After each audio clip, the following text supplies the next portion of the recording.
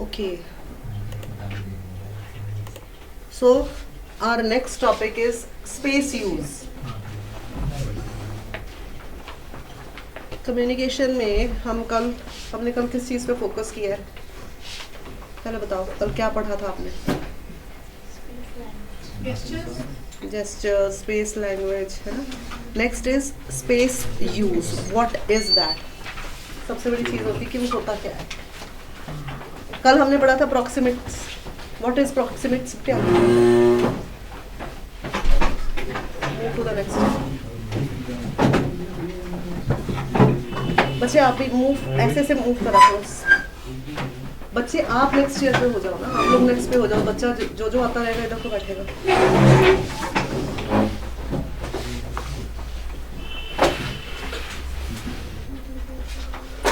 Space use is how in organizational space is being used. Organizations में जैसे suppose करो you are working in a big company, तो वहाँ पे space को किस तरह से यूज किया जाता है. सबसे पहली चीज होती है ऑर्गेनाइजेशन में offices. Organisational level, organisational setup. Offices में क्या होता है? सबसे पहले होता है, अगर कोई मैनेजमेंट लेवल का पर्सन है, जहाँ पे कॉन्फ्रेंसेस होती हैं, कई बार होते हैं कॉन्फ्रेंस टेबल्स होते हैं लेंथ में, आसपास चेयर्स लगी होती है, उस सामने एमडी का होता है and he is sitting there. ठीक है. उसके बाद ऐसे चेयर्स लगी होती हैं, all other people are sitting. You both move towards that side. Both of you, please get up. Go to that chair. End of it.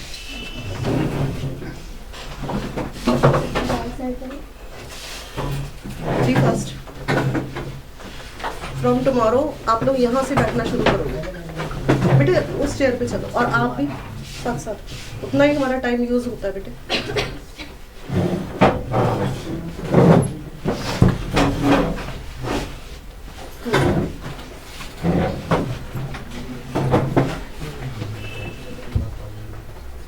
Who is talking and why?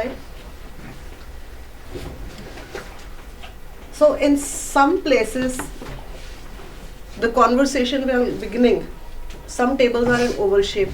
Oval क्या होता है? अंडे की आकार का. Some places longitudinal, some places hexagonal. हर तरह से अलग अलग बने होते हैं.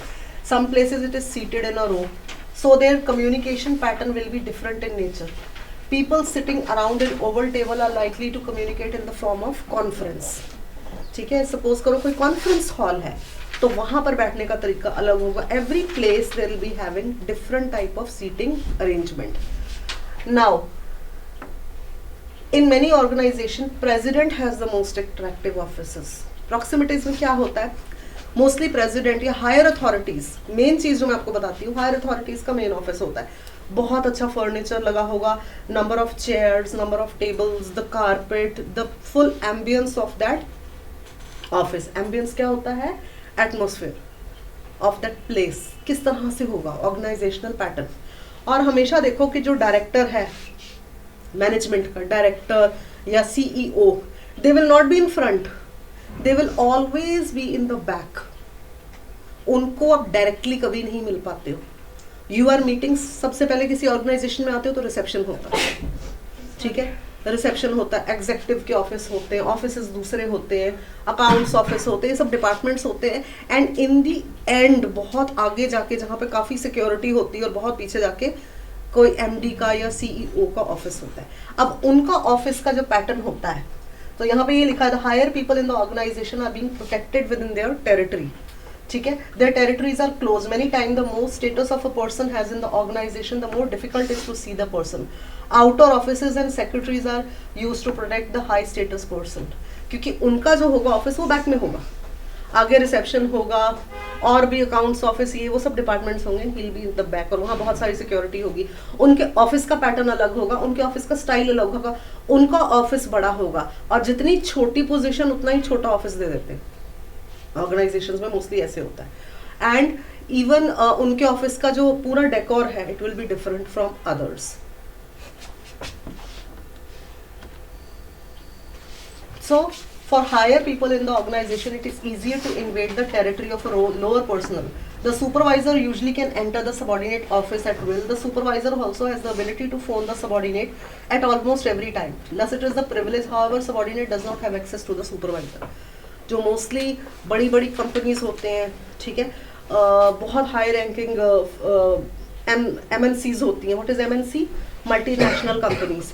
वहाँ पे ऐसा ऑर्गेनाइजेशनल पैटर्न्स होते हैं, सेक्रेटरीज होते हैं, ठीक है, और भी कई तरह के सबॉर्डिनेट लेवल्स होते हैं. सबॉर्डिनेट क्या होता है? जूनियर. सुपरवाइजर क्या होता है? Senior.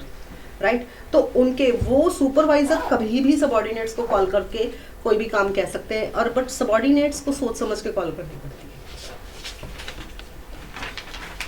Next is surroundings. That is what I told you. पहले ही मैंने बताया था surroundings. Or surrounding is physical environment. सबसे पहली चीज ये होती है सराउंडिंग्स में, अगर आप गौर करो इस चीज पे,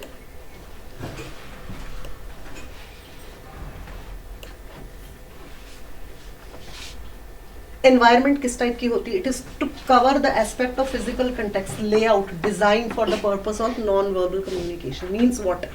कि वहां पर जो लोग काम कर रहे हैं उनकी नॉन वर्बल कम्युनिकेशन भी मोस्टली होती है. How? Sometimes they are using sign language. ठीक है, सपोज करो कई बार होते हैं, जैसे बड़े बड़े बहुत बड़े ऑफिसर्स हैं, ठीक है, कंपनी से, कई बार वो कॉल ऐसी पूछ लेते आते जाते कि ऐसे अवेलेबल कॉल कर सकते हो, वो कर देते sign language, non verbal.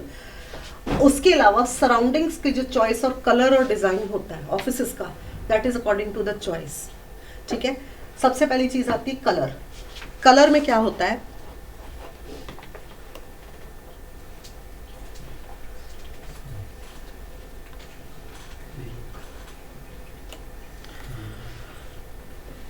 People make serious efforts to choose right color for the significant movement, and indifferent choice of color is regarding to the cultivation of the office. मतलब जैसा जैसा उनका अपना स्टाइल होता है, कलर्स अलग अलग होते हैं. कई बार आप देखो जो MD CEO के ऑफिसेस होते हैं उन पे वॉल कारपेट होते हैं. कई बार वो उनकी चॉइस के हिसाब से होते हैं. कई बार कलर पैटर्न अलग अलग होते हैं. इट इज क्योंकि उनका जो कलर डेकोर होता है, उनका डिजाइन, उनका स्टाइल उनके हिसाब से होता है. समटाइम्स इट इज, अब देखो कलर्स का भी पैटर्न होता है. प्लेजेंट कलर्स जो होते हैं, pink, yellow, red, purple, green, ये कलर्स माने जाते हैं. Black and grey on the other hand are associated with negative feelings. ठीक है, और सोबर मूवमेंट्स. और पीस, वाइट कलर पीस को इंडिकेट करता है. कई तरह के ऑफिसेस, मोस्टली एजुकेशनल इंस्टीट्यूट्स, वो या तो लाइट येलो चूज करते हैं या वाइट, बिकॉज वाइट एजुकेशन या मोस्टली पीस को दर्शाता है. जहाँ पे बच्चों को एजुकेशन दी जाती है वहाँ पे वाइट या बिल्कुल सोबर कलर्स रखते हैं, लाइट कलर्स रखते हैं. पर ऑफिसेस जो होते हैं जैसे कारपेटेड वगैरह कहाँ होते हैं? जो बहुत बड़ी बड़ी कंपनीज होते हैं वो, जहाँ पे MD CEO बैठते हैं. Now layout and design. What type of layout and design they choose?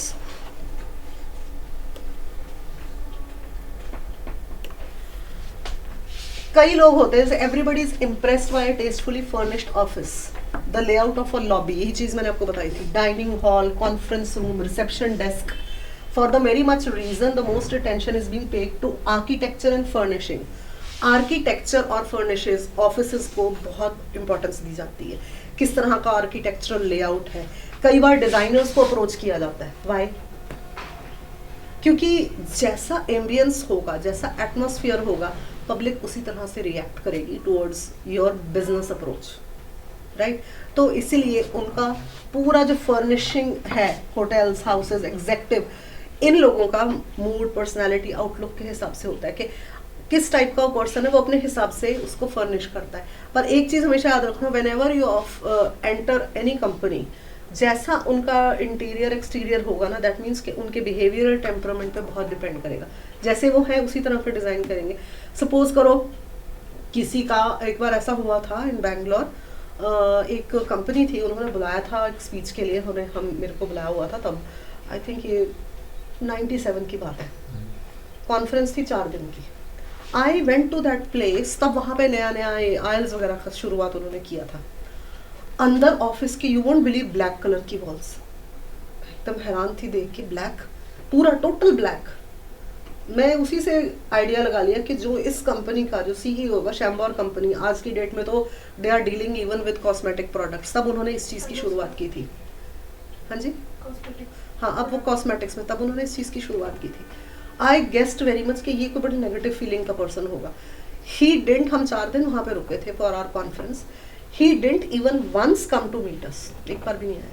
हमारी कॉन्फ्रेंस थी, हम वहाँ रुके थे, कॉन्फ्रेंस हुई, अटेंड करी, सब कुछ हुआ, उसके बाद आ गए. वो पर्सन को देखा ही पता लग गया कि वो बहुत ग्रे शेडेड पर्सन है, total black. Can you imagine कि आप कहीं जाओ, ऑफिस की दीवारें काली हो, totally black. Next is time language. So what is time language?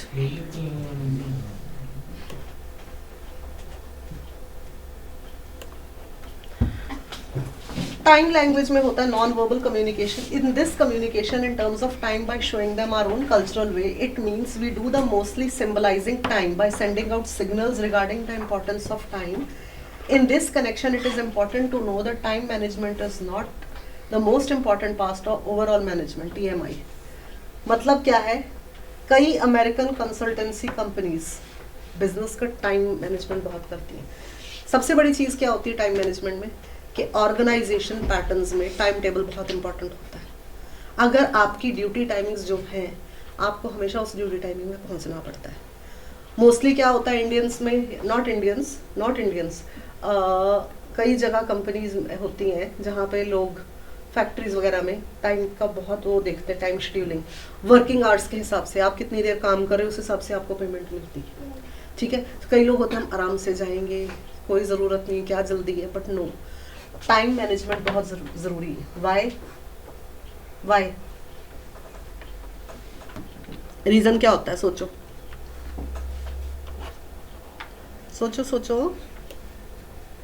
Ma'am किसके पॉइंट ऑफ व्यू से? मतलब as a business point of view? Yes. Some people we send out messages from the time कि हमें कितनी value है. We get sign out covered signals. All communication is meant to be suitably timed. We get send out covered signal about whether anybody is early or late. While people in the West is very much time conscious and attack high importance in punctuality, in the East they have more relaxed attitude. Western countries में time management बहुत ज़रूरी होती है, punctuality बहुत ज़रूरी होती है. If you are really punctual, if you are on time, then you will be valued more. अगर आप लोग अब देखो, सर्दी है, 7 बजे क्लासेस होती है, ज़्यादा से ज़्यादा 7:05 तक मैं आ ही जाती. पर ये नहीं कि आपकी 7 बजे क्लास है, टीचर 8 बजे आ रहा है, 7:30 आ रहा है, 7:45 आ रहा है. It will be a total time waste for you. ठीक है, या अगर मैं 7 बजे आ रही हूँ, आप लोग 7:30 8 बजे आ रहे हो, आप ही का टाइम वेस्ट होगा. टाइम मैनेजमेंट कई लोग बहुत इस चीज़ को नोटिस करते हैं, इफ़ यू आर पंक्चुअल और नॉट. उसके अलावा time management, how many holidays और how many leaves you take. ठीक है, सपोज आपकी कोई कंपनी है, आपका स्टाफ 5 दिन काम करे, 6ठे दिन छुट्टी तो होती है. ठीक है, नेक्स्ट वीक हर हफ्ते में 2-3 छुट्टी, कभी कुछ हो रहा है कभी कुछ हो रहा है, छुट्टी बार बार लिए जाए, आपके काम का लॉस है. ठीक है, that means that person is not punctual, वो आपकी टाइम की वैल्यू नहीं कर रहा. ठीक है, so punctuality is very important thing. Next is paralanguage. What's that? It is a non verbal type of communication. Para means like.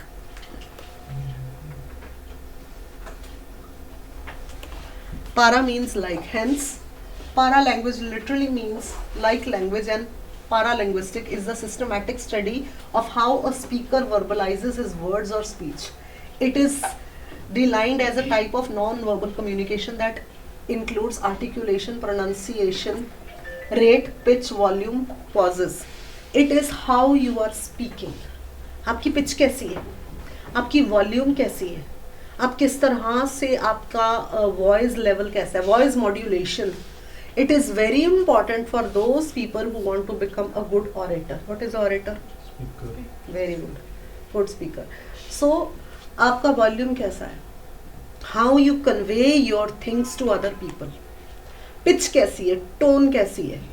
ये नहीं कि तारक मेहता की वो दया की तरह तीखी सी आवाज़ कि इरिटेट ही इंसान हो जाए और चैनल चेंज कर दे. ठीक है, so your volume has to be, आपका पिच, जैसी भी आपकी आवाज़ है वैसे ही नेचुरल रखो. अब मेरी भारी आवाज़ है, मैं नेचुरल, अगर मैं उसको पतली श्रिक करके निकालूँ, इरिटेट हो जाओगे. क्योंकि जब मैं नॉर्मल बोलूंगी, अब इनको तो पता चल जाएगा, ये तो मेरे साथ हर रोज कितने कितने घंटे होते हैं, पता चल जाएगा इसकी तो आवाज़ भारी है, अब ये क्लास में आके सडनली पतली कैसे कर लेती है, ठीक है। सो जैसी नेचुरल आपकी टोन है, you should sound like that, because your natural tone will indicate your behaviour. Next is voice. Voice में क्या चीज होती है, वही चीज जो मैंने आपको बताई थी, सबसे पहली चीज होती है pitch variation. So what is pitch variation? रुक के बोलना।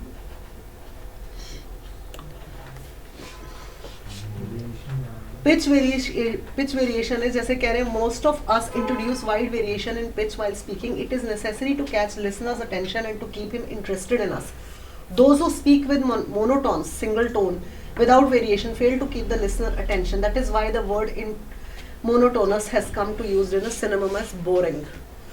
ठीक है, आपकी जो वॉइस है ऐसी होनी चाहिए कि जो आपकी बात सुन रहा है वो इंटरेस्टिंग वे से सुने। Your volume, your voice has to be दस। जो आपको अवॉइड करता है, कौन अवॉइड करेगा? किसी पे आप चिल्ला के बोल रहे हो, शाउट कर रहे हो या बिल्कुल ही श्रीक आवाज निकाल रहे हो, तो उसका मन नहीं करेगा आपकी आवाज में सुनने को। So your volume has to be in such a way जो कि कैची हो, जिसको लोग सुने। ठीक है, जैसे यहाँ पे ऑलरेडी इसने कहा है a high pitch may indicate nervousness.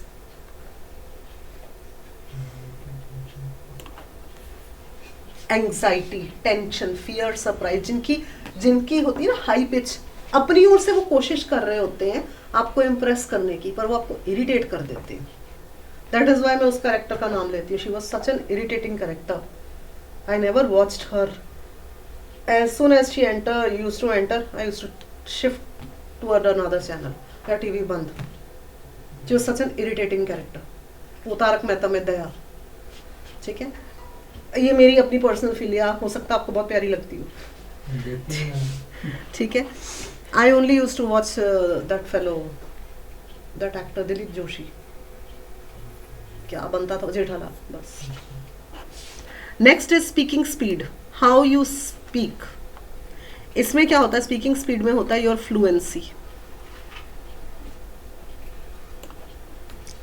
Fluency सबसे बड़ी चीज होती है, फ्लुएंसी। आपकी फ्लुएंसी कैसी है इन एनी लैंग्वेज। ठीक है, fluency in a language is not the same thing as speed of speaking. We do however speak in different speeds at different occasion and while conveying different parts of a message. As a general rule, we should present easy parts of a message at brisk pace because it is likely to be understood easily. ठीक है, आपकी tone कैसी है, speaking की speed कैसी है। चलो मैं अगर रीड करती हूँ, थोड़ा रीड करती हूँ, पर समझाते वक्त आई एम एट ईज। ठीक है, how is your speed. Sometimes if you are manager in a company, आपने अपने सबॉर्डिनेट्स को कुछ इंस्ट्रक्शंस देने हैं, आप जाके फटाफट फटाफट बोलाओ, उनको तो समझ ही नहीं आना। अगर कोई मेरे जैसा है स्लो लिसनर, तो पता ही नहीं लगना बोल कर क्या चले गए, और उसमें होगा क्या, नुकसान किसका होगा, आप ही का होगा, क्योंकि वो काम ही नहीं उस हिसाब से कर पाएंगे जो आप बोल कर आए हो। So your speed, your voice modulation, your speed has to be in such a way to make other person understand what you are being say, what you are saying, what is being said by you. Next is pause.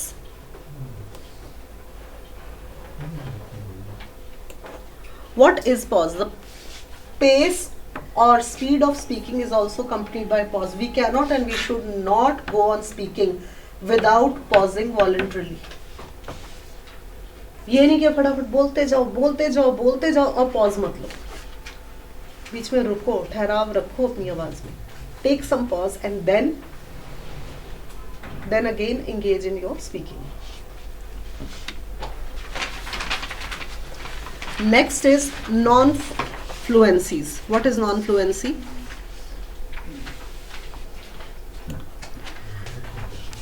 Speech is not always a continuous string of meaningful words. We have noted that our pauses, scattered intervals, जैसे आ, ouch, okay etcetera बोलना चाहिए। Laughing, yawning, चकलिंग, ये सब भी होनी चाहिए।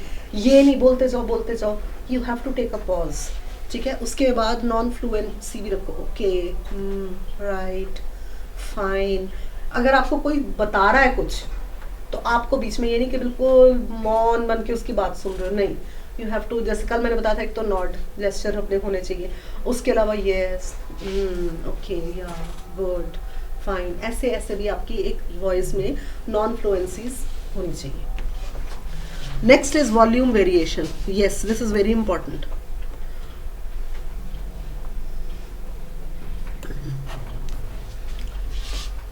Volume is another voice quality that frequently conveys meaning, especially in conjunction with rate. We must speak loud enough for all the audience to hear, but not too loud. Softness and loudness in volume determines the meaning specifically. Voice volume tends to vary with emotional and personality characteristics. Loudness of voice seems to occur conjunction with anger, cheerfulness, joy, strength, fearfulness, and high status. आपकी volume जो है ना, volume की variation, आप suppose करो अगर वहां तक बच्चे बैठे हैं, मैं थोड़ा और लाउड बोलूंगी, पर जब मुझे पता है कि यहाँ तक है कि उस लास्ट बच्चे तक मेरी आवाज़ जाए, तो वॉल्यूम की वेरिएशन ऐसी होनी चाहिए कि बस वहाँ तक आराम से आवाज़ पहुँचे. ये नहीं कि आई एम स्क्रीमिंग, शाउटिंग. आपकी वॉल्यूम वेरिएशन में आपके सारे पर्सनालिटी कैरेक्टरिस्टिक्स पता लगते हैं. जो लाउड वॉल्यूम से बोलते हैं उनका पता लगता है कि बहुत ज़ोर से जो ऊंचा बोलते हैं, they are trying to portray what they are not. अपने अंदर के फियर को छुपाने के लिए कोई इंसान आपको आप पर चिल्लाकर बोलता है, खुद वो अंदर से फियरफुल होता है. So you have to be loud and clear means you have to be in that tone जो सिर्फ दूसरे को समझ आए.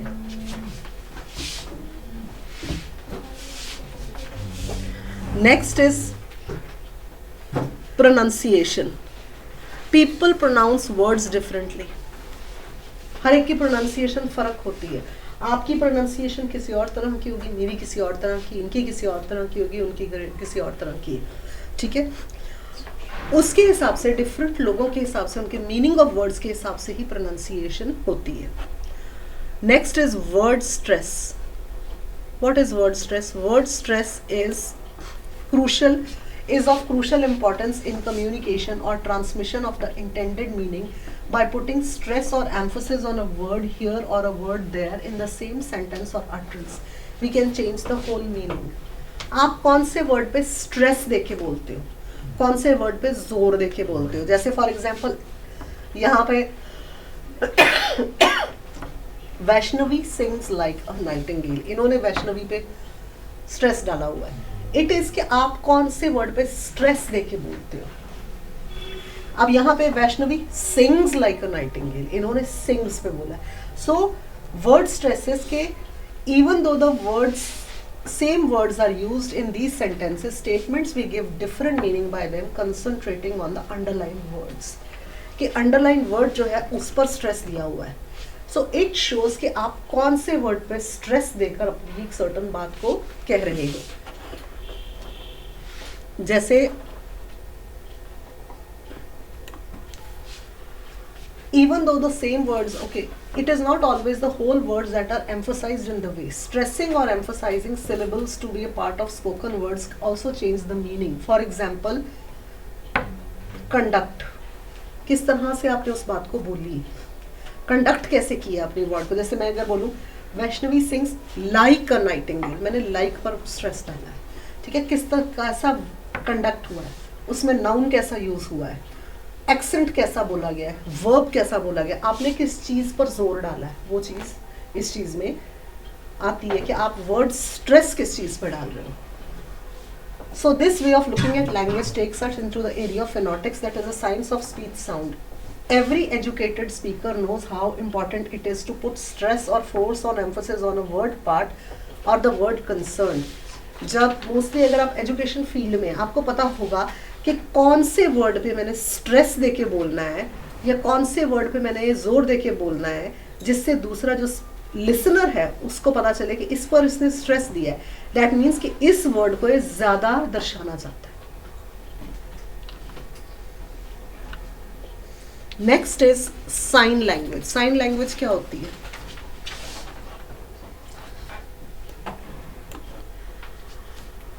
साइन लैंग्वेज होती है signs symbols between sender and the receiver. Sender and the receiver, उनके बीच में साइंस और सिग्नल्स. ठीक है, language is the most sophisticated और systematic set of symbols. The evolution of any language takes a long time, normally running from centres. अब mostly क्या होता है, दीज साइन सिंबल्स कौन से होते हैं? कई बार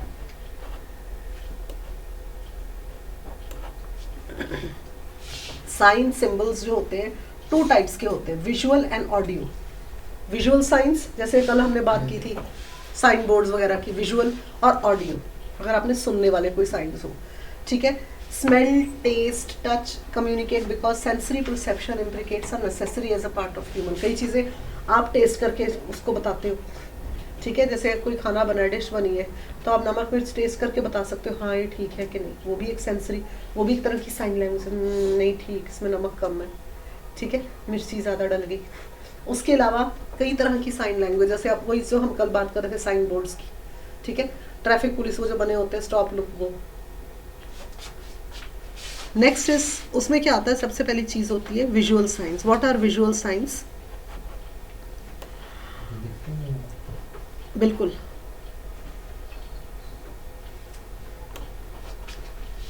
विजुअल साइंस जैसे Lesikar and Pettit, social scientist, इन्होंने क्या कहा, as we know from our study of communication theory, words and imprecise conveyors of meaning, thus it is little wonder that we frequently have difficulty in communicating through words.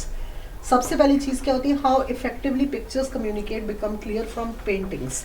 Painting वगैरह कई बार होता है कि आपने कोई पेंटिंग्स देखी हैं, कहीं कोई मोरल्स देखे हैं, जैसे सपोज करो आप ताजमहल विजिट करने जाओ, अलग अलग तरह की वहाँ पे नक्काशियाँ बनी हुई हैं ताजमहल के ऊपर, उनको देख के कई जगह फ्लावर बना हुआ है, कई जगह मटके बने हुए हैं, कई जगह बहुत कुछ बना है, कई जगह अरेबिक वर्ड्स में लिखा है, तो वो एक साइन लैंग्वेज है, वो सिंबल्स हैं जिनसे देखकर आप जज कर जाते हो।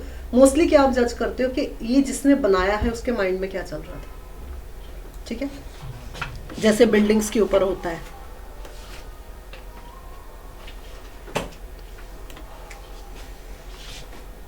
Engraving found on walls of ancient caves, temples, वही बात जो मैं कर रही थी, कई केव्स में temples and other buildings, they tell us a lot about tribes and other races and rulers and trader, their religion, hunting. कई बार आप अजंता अलोरा की केव्स महाराष्ट्र में विजिट किए किसी ने? कभी अगर हो सके, अगर कभी आप फैमिली ट्रिप बनाते हो, अजंता अलोरा केव्स देख कर आओ, आपको हिंदुस्तान की सभ्यता पता चलेगी वहां जाके। आपको बहुत तरह की, कई बार, अच्छा कुरुक्षेत्र तक तो सब गए हो ऑलमोस्ट, वहां पे कर्ण का मंदिर है, विजिट करो, देख कर आओ। कुरुक्षेत्र हो सके तो खुद विजिट करके आओ, ठीक है। When you see such things, जब आप विजिट करोगे, आप देखोगे, आपको खुद पता चलेगा कि हमारे देश की संस्कृति क्या हमें सिखाती है। कोशिश करो उस चीज़ को जानने की। कई तरह की वॉल पेंटिंग्स, कई तरह की कार्विंग्स, मूर्तियाँ, छोटी छोटी मूर्तियाँ बनी है, कई भगवानों की ऐसी मूर्तियाँ बनी है, एक में जैसे भगवान विष्णु है, उनकी अलग अलग आकार की मूर्तियाँ बनी हैं, ठीक है, उनके पूरे विष्णु अवतार बने हुए हैं उसमें। सो अगर आप कई तरह के टेम्पल्स, केव्स को देखोगे, you will come to know कि हाँ, what these try to tell us, ये सिंबलाइज क्या करना चाहते हैं। Now the tradition of drawing pictures for communication,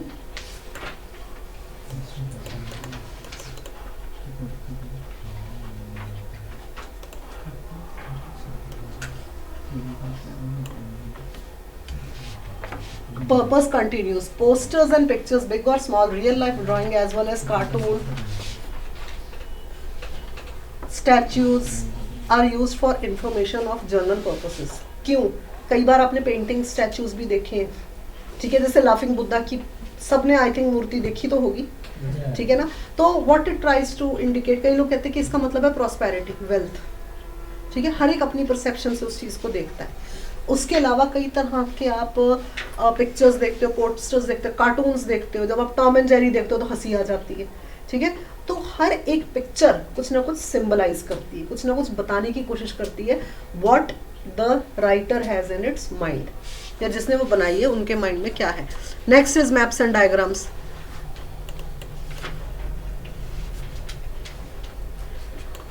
ठीक है, maps and diagrams are essential part of a book of geography, science, economics. आपने मैप्स पढ़े हैं, +2 तक ही चाहे आपने पढ़े हों, पर आपने मैप्स पढ़े, डायग्राम्स पढ़े, सो यू नो कि उनसे क्या कुछ उन पैम्फलेट, कई बार आप होटल इंडस्ट्री, होटल में जाके मेन्यू कार्ड देखते हो ऑर्डर करने के लिए, ठीक है ना, वो एक पैम्फलेट है, they are trying to tell you कि हमारे यहाँ पे क्या क्या अवेलेबल है एंड विच प्राइस, ठीक है ना। बिकॉज सपोज करो आप सबके सब कोई प्लान आउट करते हो, किसी होटल में गए हो, रेस्टोरेंट में, आप एक वेटर को बुला के वो आपको अलग अलग चीज़ों के भाव नहीं बताएगा, वो आपको मेन्यू कार्ड पकड़ा जाते हैं, it is according to you what you want to order, और उस पर प्राइस भी लिखा होता है, ठीक है, तो वो आपको एक क्लियर पिक्चर होती है कि what we are offering on our food which you can order. उसके अलावा hotel industry, refinery, motor industry, like उनकी कई तरह की कलरफुल फोटोग्राफ्स, आप लोग साइट्स विजिट करते हो, ठीक है, कोई भी साइट विजिट करो, पूरा उनके पैम्फलेट होता है, ऑफिस के लेआउट बने होते हैं, पिक्चर्स बनी होती है, what they are trying to portray कि हम क्या ऑफर कर रहे हैं आपको। Next is audio, sounds and signals.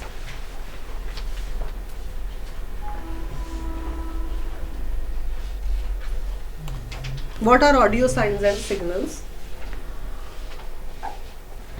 Side by side visual signals, audio signals have also been in since very different beginnings. Different kinds of drum beat were used by people living in jungles in olden times. बेटे आप उठो sir, stand up, आप ही को कह रही हूँ, यहाँ आके बैठो, be fast, come and sit here. ठीक है, जैसे जंगल्स वगैरह में पुराने ज़माने में आप मूवीज़ देखते होंगे तो ट्राइबल जाति के लोग ड्रम बीट्स के साथ ऐलान कर रहे हैं। उससे 70s में बोलते होते थे कि भाई हाँ, तो जब ये टेलीफोन नहीं थे, फ़ोन सिस्टम नहीं था, तो कोई ऐलान होता था तो कहाँ से करते थे, आकर गांव में आकर कोई चौकीदार आता था, चौकीदार ने आके ड्रम बजा के सबको सुनो सुनो सुनो, पुरानी मूवीज़ में देखा ही होगा आपने, और फिर वो ऐलान होता था कि सरकार ने ये स्कीम चालू की है। तो that is also known as audio sign. जो कबूतर उड़ाते थे वो तो राजे महाराजे के टाइम में था, मैं तो 1970s की बात कर रही हूँ। कबूतर उड़ाते थे राजे महाराजे के टाइम में, वो भी एक तरह का साइन था, सिग्नल था, ठीक है। उसके अलावा जब ये चीज़ शुरू हुई ड्रम बीट्स के साथ साथ, तो आके गाँव में वो बताते थे कि सुनो सुनो सुनो, मुनादी करने आते थे, मुनादी मीन्स अनाउंसमेंट करने आते थे, ठीक है। By drumming, drum beating is very much in use in modern times also to convey and share different kind of feelings in different occasions to celebration. Celebration भी, शादियों में ढोल नगाड़े बजते, ड्रम बीट्स बजती हैं, पाइप ऑर्गन्स बजते हैं, ठीक है। That is also to show a sign of happiness or excitement.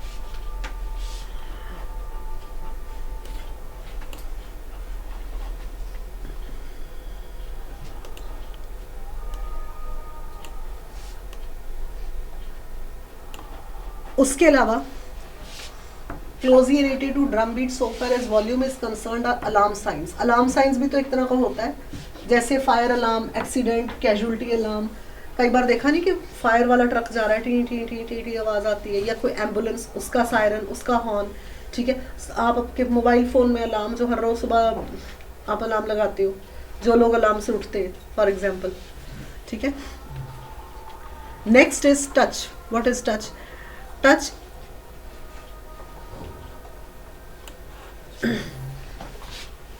कई बार बेबीज एंड चिल्ड्रन, उनको टच करके ऐसे ऐसे क्रेडल करके लोग सुलाते हैं। That is also a sign to make the baby sleep. So touch even seems to improve a child's mental functioning as well as physical health. In our life, touch plays an important role in how we respond to others in the environment. We can communicate many messages. When we appreciate someone, we pat on the back. जैसे suppose करो आप colleagues हैं, colleagues आपस में कई लोग handshake करके मिलते हो, ठीक है। कई बार जैसे बुजुर्ग हैं, बुजुर्गों के पैर छूते हैं, वो आपको आशीर्वाद देते हैं, वो आपको टच करते हैं, सर पे हाथ रखते हैं। टीचर्स हैं, जैसे हम हैं, हम बच्चे को PAT on the back, very good, अगर आपके टेस्ट में फुल मार्क्स है, वेरी गुड, शाबाश, आप लोग और भी अच्छा कर सकते हो। सो दैट इज अ टच। ये क्या होती है? इनकरेजमेंट करने के लिए, ठीक है। आप अपने बुजुर्गों का आशीर्वाद लेते हो, आपको आशीर्वाद देते हैं, they also touch your head, ठीक है। जैसे यहाँ लिखा हुआ है,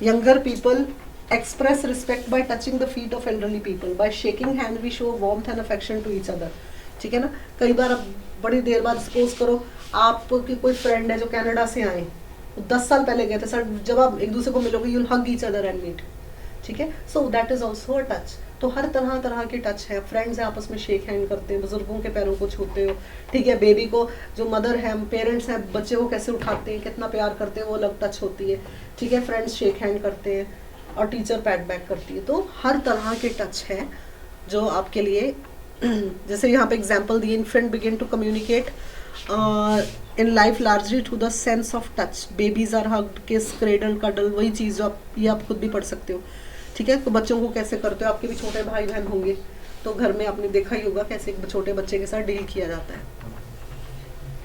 नेक्स्ट इज इंटीमेट टच। सबसे पहले चीज होती है child and mother. A child and mother usually touch each other to show share affection. माँ और बच्चे का प्यार सबसे बड़ी चीज जो एग्जाम्पल धरती पे दी जाती है। ठीक है, two friends brother meet each other, हाँ वो भी जैसे मैंने आपको एग्जाम्पल दिया था, आपको कोई फ्रेंड आता है तो how you meet each other, you hug each other. Next is friendly touch, when people meet, pat their back या शोल्डर पे हाथ रखना, friendly touch to show their warmth. Professional touch, professional touch में एक doctor भी naturally आपको touch करता है, आपकी नाड़ी चेक करता है, ठीक है, आंखें उनके चेक करता है, डॉक्टर भी आपको टच करता है। अगर कोई सर्जरी की नौबत ना आए, भगवान ना करे, तो सर्जन ने तो पूरा चीर फाड़ करके वो भी तो टच कर ही रहे हैं। So that is known as professional touch. Social touch, हर रोज हैंडशेक करते हो फ्रेंड्स के साथ, ठीक है, हमारा सोशल टच होता है स्टूडेंट के साथ, अगर कोई स्टूडेंट को पैट योर बैक, ठीक है ना, फ्रेंड्स आपस में, सो दैट इज सोशल टच।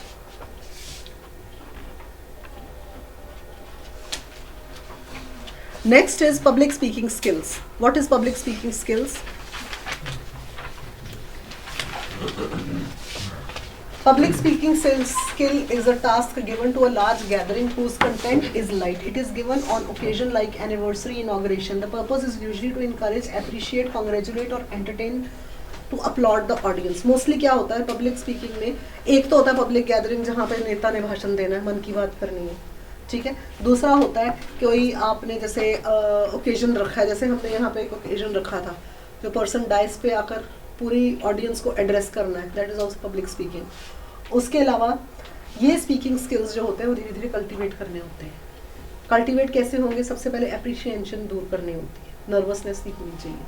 अगर आपके सामने 200 लोग भी बैठे हो, आप आराम से अपनी बात कह सकते हैं, ठीक है। Most important requirement for public speaking is preparation. Every person who has natural skill in speaking needs to preparation to deliver a good speech.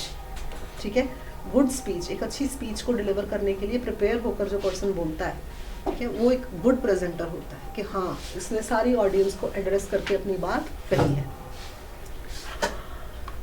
What are the tips for selection of topic for this? सबसे पहली चीज है, अगर आपने कोई public speaking करनी है, आपने कोई सब ऑडियंस को कुछ आपने कोई मैसेज देना या कोई स्पीच है आपकी, सबसे पहले आपको टॉपिक सिलेक्ट करना पड़ेगा। टॉपिक सिलेक्ट करोगे कहीं से, आप कई साइट्स को विजिट करोगे, बुक्स को रीड करोगे, वहां से आप टॉपिक सिलेक्ट करोगे। उसके बाद आपने करनी है preparation for your speech.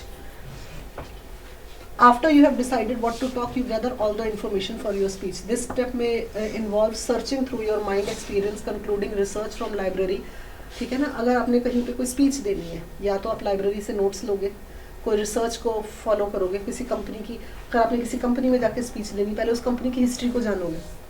Suppose करो आपको इन्वाइट किया जाए IBM में, आप आके एक एज अ गेस्ट स्पीकर आपने कोई स्पीच देनी है इसी कंपनी के ऊपर, to motivate the speakers. Mostly यही होता है पब्लिक स्पीकिंग में, you are invited for a place, जैसे मैंने आपको चैम्बर का एग्जाम्पल दिया था, हमें क्यों बुलाया गया था? To motivate them, we just went as a motivational speakers to motivate them. तो नेचुरली मैंने पहले डाटा मंगवाया था, पहले मुझे चैम्बर के बारे में नॉलेज नहीं थी, पता तो चले किस चीज़ की कंपनी है, बुला तो लिया हमें, तो उस चीज़ की कंपनी की पहले नॉलेज ली कि कब स्टार्ट हुई, ये पेरिस की कंपनी है, आने वाले टाइम में हमें पहले ही बता दी थी, आने वाले टाइम में इससे और अपनी ब्रांचेस बनाने। आज के टाइम में वो कॉस्मेटिक्स को डील कर रही है, वैसे ही कॉस्मेटिक्स को उन्होंने 1999 के बाद ही शुरू कर दिया था, पर तब वो एजुकेशनल फील्ड में भी आ रही थी। तो just wanted to motivate their. Mostly ये होता है कि हाँ, एक मोटिवेशनल स्पीकर का क्या काम होता है, उसने ऑडियंस को, उन्हीं वर्कर्स को ही मोटिवेट करना होता है towards work, working skills, how you have to work. मेरे को उस चीज़ के लिए बुलाया गया था। तो उसमें क्या होता है कि you should research on that company, जिसके बारे में आपने बोलना है, पहले उन्हीं की जानकारी लेनी होती है। उसके बाद gathering information online and consulting people in your own company with other companies, ठीक है। Then you have to only begin, पहले आपको पूरा होमवर्क करना पड़ता है, तैयार करना पड़ता है, बहुत कुछ लिखना पड़ता है। Then only you can go and motivate them.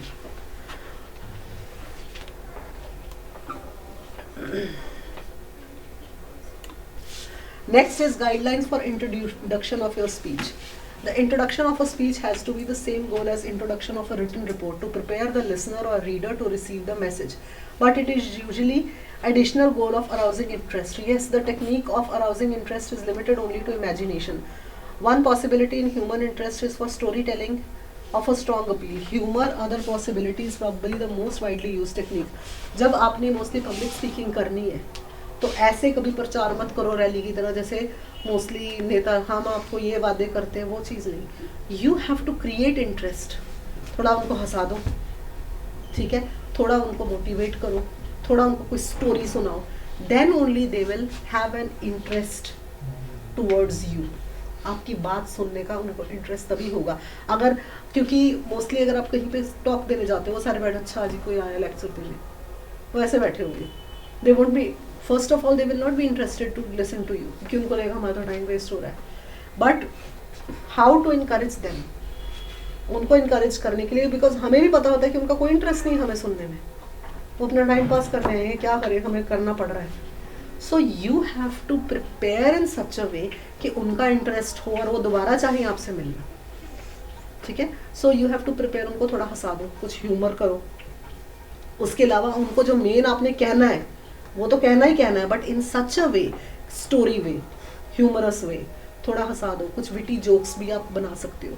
उसके अलावा उनको मोटिवेट करने के लिए एग्जाम्पल्स दो फ्रॉम गुड पर्सपेक्टिव व्यू, अच्छे पर्सपेक्टिव से अच्छे एग्जाम्पल्स दो, और जो रियल हो, कुछ इमेजिनेटिव और कुछ रियल, उनको एग्जाम्पल्स दो, so that they get motivated and they really pay attention listening towards you.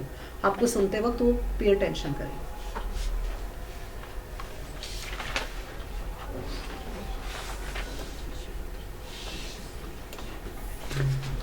Next is organizing a body of speech. Organizing the body of your speech is like organizing body of a report. You take the whole and divide into comparable parts.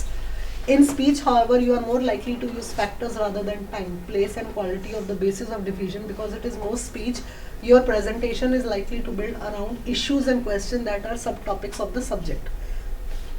बिल्कुल सही बात है ये कि आपने सब topics भी बनाने होते हैं. सपोज आपने किसी को साइंटिफिक नॉलेज देनी है तो सब टॉपिक्स बनाने पड़ेंगे. किसी एक पर्टिकुलर बात के ऊपर आपने बतानी है. सपोज आपको किसी मेडिकल कॉलेज में स्पीच देनी है, अनैटमी, फिजियोलॉजी, अलग अलग डिपार्टमेंट्स होते हैं, फिजियोथेरेपी, उस पर आपने बोलना है, तो उनके अपने टॉपिक्स के आगे सब टॉपिक्स बनाने होंगे. सब टॉपिक्स बना के so that you give them an overview of what they have to study.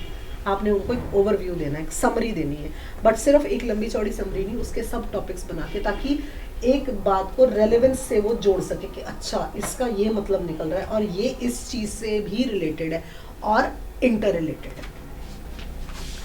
Next is conclusion remarks of the speech. Conclusion remarks में क्या होता है?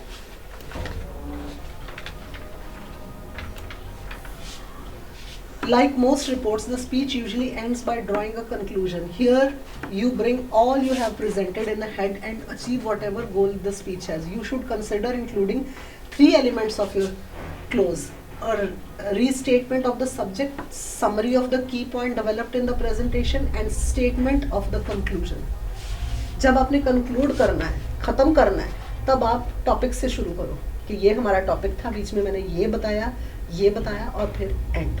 सो दैट उनको एक रिवाइज हो जाए कि आपने जब शुरू किया था क्या टॉपिक था और अब इसका निचोड़ क्या है, सार क्या है. That is conclusion. Now what is the importance of public speaking? सबसे पहली चीज़ ही होती है इंडिविजुअल, वो इंसान जिससे आपने बात करनी है.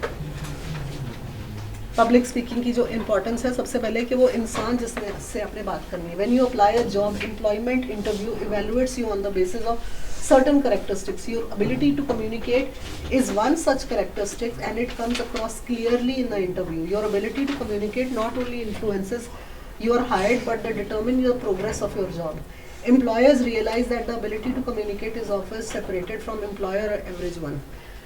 आपको जब कोई ऑर्गेनाइजेशन हायर करती है, जब आप किसी ऑर्गेनाइजेशन में हायर होते हो, मतलब जॉब पे लगते हो, तो आपकी इंटरव्यू में ही वो देख लेते हैं कि आपकी स्किल क्या क्या है. ठीक है, आप क्या कर सकते हो. If you can become a good public speaker, या जो जिस काम के लिए उन्होंने लिया है, ये इस काम के लिए है, इसको इस काम में कितनी ट्रेनिंग की ज़रूरत है और कितना ये अपनी ओर से कर सकता है. उस चीज़ से वो आपको जज करके अपने पास एम्प्लॉय करते हैं, और वही चीज़ आगे आपकी ग्रोथ इन दैट कंपनी को इवेल्युएट करता है कि what type of speech you can give, what type of person you are, how you handle different situations, और आगे आपकी कंपनी की ग्रोथ इन फैक्टर्स पे डिपेंड करती है। Next is the organization. Organization क्या होती है? जिस ऑर्गेनाइजेशन में आपने काम करना है वो। It has been said organization is the only good and individual who compares it. It could also be said that an organization communicates effectively as do the individual members. Business has to be blamed for many of problem facing society. Such issues are efforts of automation upon employment and discrimination in hiring must be addressed by people speaking for business organization. Energy crisis, product liability and the use of nuclear energy represent other important problems. Much anti-business sentiments are due to public unawareness for business position on such matters. There is a need for business of people who can effectively present organizational viewpoint for the public. Especially अगर कोई scientific department हो, nuclear department हो, अगर उन्होंने public awareness के लिए काम करना है तो उनके पास ऐसे होने चाहिए, ऐसे पीपल होने चाहिए जो लोगों को अवेयर कर सके कि हम काम क्या कर रहे हैं, हम किस रिगार्डिंग काम कर रहे हैं। वो अपनी ऐसी मार्केटिंग कर सके उस कंपनी की ताकि लोगों को पता हो कि ये कंपनी काम क्या करती है, कैसे काम करती है, किस तरह का काम हमारे लिए। क्योंकि मोस्टली क्या है, हम किसी की बात क्यों सुनेंगे, हम किसी की बात में क्यों आएंगे, हम कहीं पे अटेंशन क्यों देंगे जहां हमारा खुद का फायदा हो।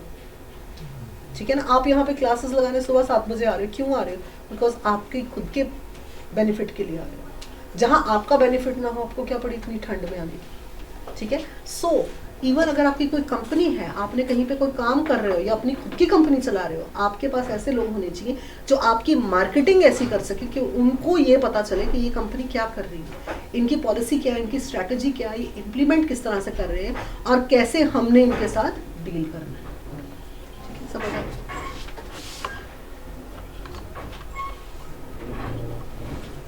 आपका ये चैप्टर ओवर है।